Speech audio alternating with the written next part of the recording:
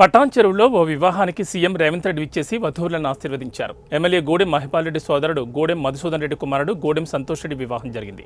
పటాన్ చెరువు GMR convention సెంటర్లో ఏర్పాటు చేసిన విందు కార్యక్రమానికి సీఎం రేవంత్ ముఖ్య అతిథిగా హాజరై వధువులను ఆశీర్వదించారు.